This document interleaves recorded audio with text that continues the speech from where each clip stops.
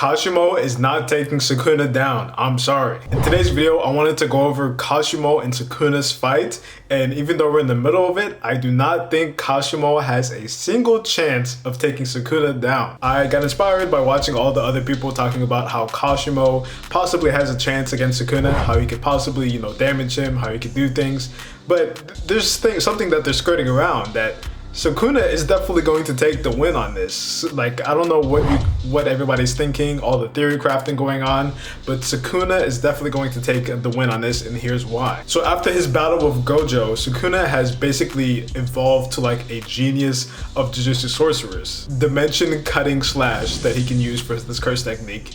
His domain expansion can expand, and he can expand it as far as he wants to. His King of Curses form, where he has his 4 arms, and we don't really know the extent or the power level of that yet. And then he also has Maharaga he can pull out whenever he wants to. He also has the 10 shadow techniques that he can pull out whenever he wants to. He probably has all the curse tools that Megami had.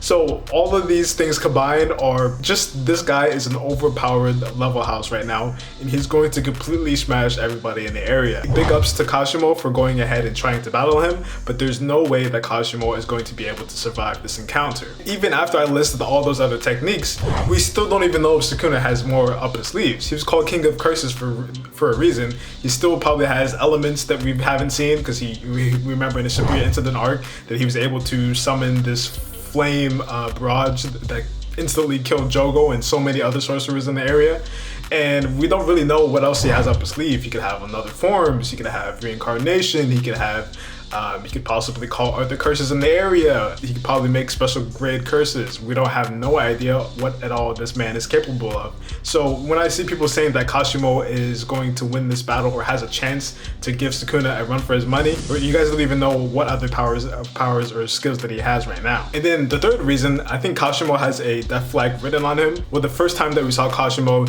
he was basically saying that he wanted to go against Sukuna so he could fight to his fullest potential, and his curse technique would basically kill him in the end. So when you hear somebody being introduced into the plot as like that basically means they're gonna die. Like, I don't know what else I can say that, Kashimo is going to die after he uses this curse technique, because he can't repair his flesh after his lightning curse technique is going to take over his body. And we see that through his Amber Beast form, that he's basically turning himself into a phenomenon so that he can go ahead and use his lightning curse technique. But after that's done, what is he gonna do? He can't he can't reconstruct his body back. I don't think he has reverse curse technique to the level as like a Gojo, so there's no way he could be able to do that. And even Gojo couldn't return his body to where it was because he got deleted. So it doesn't make any sense how people are comparing Kashimo to the King of Curses. I do think that, they did hype Kashimo up a lot. They were saying that he was the strongest when he was alive and that there's nobody else that could catch up to him.